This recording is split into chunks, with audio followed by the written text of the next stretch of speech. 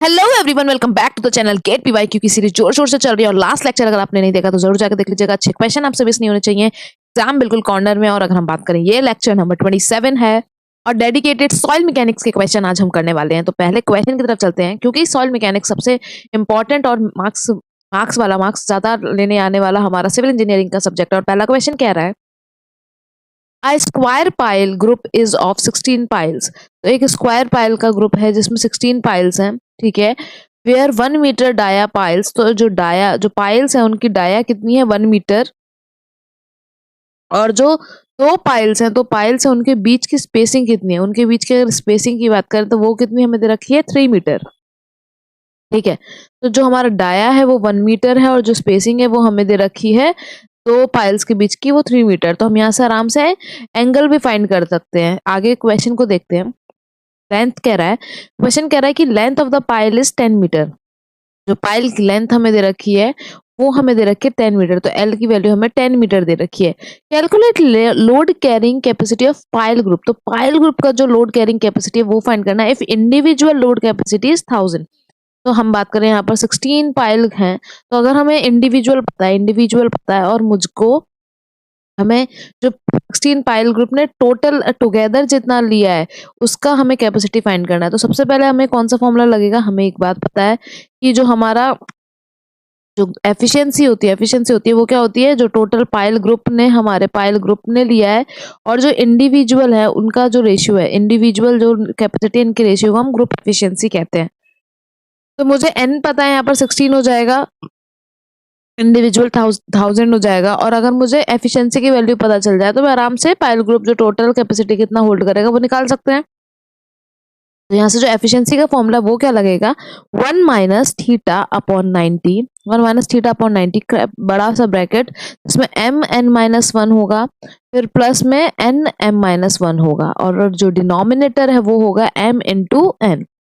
तो यहाँ पर अगर हम बात करते हैं, m की वैल्यू हो जाएगी हमारी, m की वैल्यू कितनी हो जाएगी 4, और n की वैल्यू, क्योंकि 16 पाइल्स है तो 4 वैल्यू हमारी m की हो जाएगी, 4 ही वैल्यू हमारी n की हो जाएगी। थीटा की वैल्यू की बात करेंगे, थीटा की वैल्यू फाइंड करनी है, तो थीटा कितना हो जाएगा मेरा 10 इनवर्स जो हमारा डाया है अपॉन स्पेस, यहाँ से हम एंगल निकाल सकते हैं डाया अपॉन स्पेस करके। तो थीटा की वैल्यू हम आराम से फाइंड कर सकते हैं। 10 इनवर्स डाया दे रखा है मुझे 1 और स्पेस है मेरा 3 मीटर, तो 1/3 करके निकालेंगे तो थीटा की वैल्यू हमारी आएगी 18.43 डिग्री।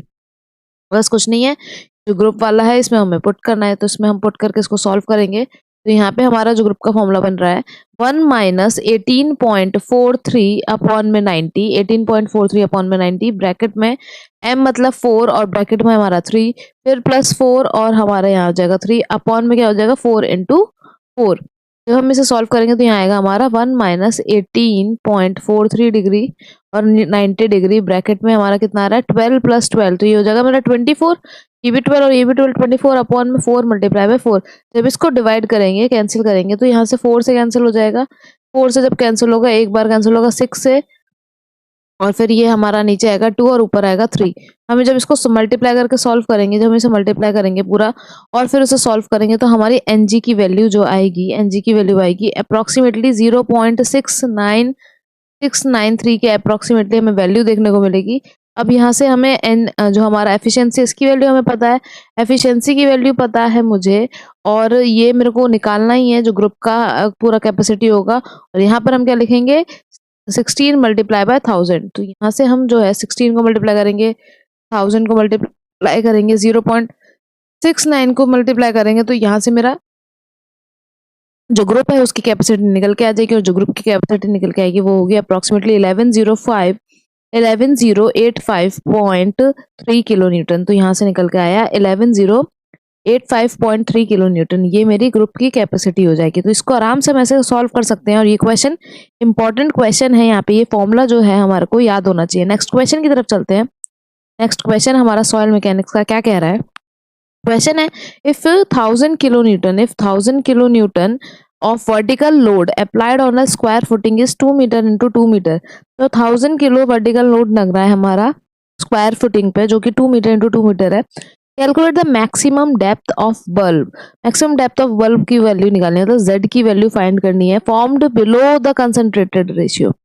बिलो द कंसंट्रेटेड, तो कंसंट्रेटेड के बिलो बन रहा है, मतलब आर की वैल्यू, आर बाय जेड की, आर की वैल्यू क्या होगी 0, आर बाय जेड की वैल्यू क्या हो जाएगी मेरी 0। Eight which stress reduce to 10% of the concentrated load, जो स्ट्रेस है उस पर कितना स्ट्रेस हमें देखने को मिलेगा, वहां पर जो हमारा कंसंट्रेटेड लोड है उसका 10%, तो 0.1 ऑफ क्यू हो जाएगा, 0.1 ऑफ क्यू यहाँ से हमें देखने को मिल रहा है। तो इसको आप सॉल्व करेंगे तो हमें पता है कि सिग्मा जेड या सिग्मा वर्टिकल की जो वैल्यू होती है वो क्या होती है, K B Q upon Z square, Q upon Z square. K B की बात करें तो के बी क्या हो जाता है 3/2 पाई, 3/2 पाई बड़ा सा ब्रैकेट, हमारा न्यूमरेटर 1 हो जाएगा, denominator 1 plus R by Z का होल स्क्वायर, और यहाँ पर हो जाएगा हमारा 5/2, यहाँ पर क्यू अपॉन में जेड स्क्वायर। अब मुझे पता है कि आर बाय जेड की वैल्यू जो है, आर बाय जेड की वैल्यू वो 0 हो गई, तो इसका मतलब मेरा कितना होगा, सिग्मा जेड की या सिग्मा वर्टिकल की वैल्यू कितनी आएगी 3/2 पाई, 3/2 पाई, क्यू की वैल्यू मुझे दे रखी है 1000 और यहाँ जेड हो जाएगा जेड स्क्वायर। तो मुझे क्या फाइंड करना है, क्यू की वैल्यू हमें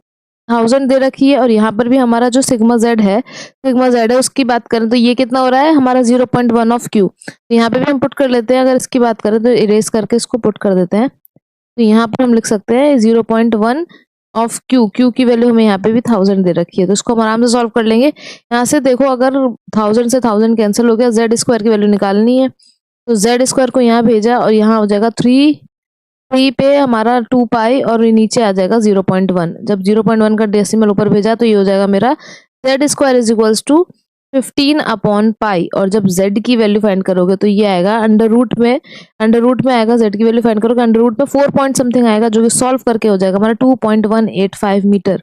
तो जो मेरे maximum depth of bulb form होगा वो है 2.185 मीटर पर। नेक्स्ट क्वेश्चन की तरफ चलते हैं। नेक्स्ट क्वेश्चन ईएससी का है और बहुत अच्छा क्वेश्चन है। गेट में इस तरीके का जैसे अभी आपने देखा, यहाँ पर भी थोड़ा सा 10% रिड्यूस करके क्वेश्चन पूछा, ये इसमें भी थोड़ा सा उसी तरीके से क्वेश्चन पूछा गया है, तो इसका छोटा फॉर्म हमारे गेट में पूछा जा सकता है। तो क्वेश्चन कह रहा है, अ बिल्डिंग इज प्रपोज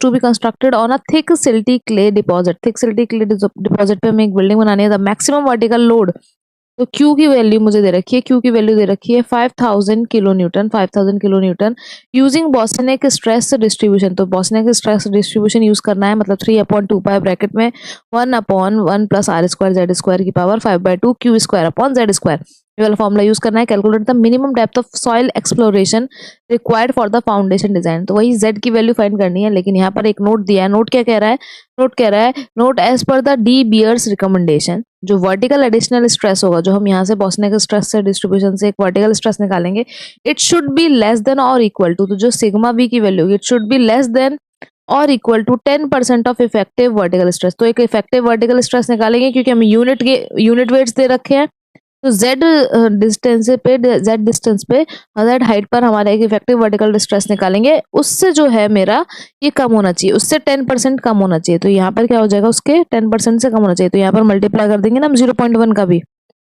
ठीक है। तो ये इक्वेशन है मेरी। अब मैं यहाँ पर पहले बॉस्टनेक वाला इसे निकाल लेती हूँ, सिग्मा वी की बात करते हैं, तो यहाँ हो जाएगा 3/2 पाई ब्रैकेट में हो जाएगा हमारा 1 plus R square Z square. यहाँ पर भी कोई डिस्टेंस नहीं दिया है, इसका मतलब आर की वैल्यू क्या है 0, आर स्क्वायर जेड स्क्वायर, और इसकी बात करें तो यहाँ पे पावर हो जाएगी 5/2 क्यू में अपॉन में जेड स्क्वायर। अब इसको हम आराम से सॉल्व कर सकते हैं, आर स्क्वायर की वैल्यू 0 है तो ये पूरा 0 हो जाएगा। सिग्मा वी की बात करें, यहाँ से सिग्मा वी की बात करें तो ये हो जाएगा 3/2 पाई मल्टीप्लाई बाय 5000 और नीचे हो जाएगा मेरा जेड स्क्वायर। एक इक्वेशन तो ये बन गई। दूसरी इक्वेशन बोल रहा है कि हमारा जो इफेक्टिव वर्टिकल स्ट्रेस है ये निकाल लेते हैं।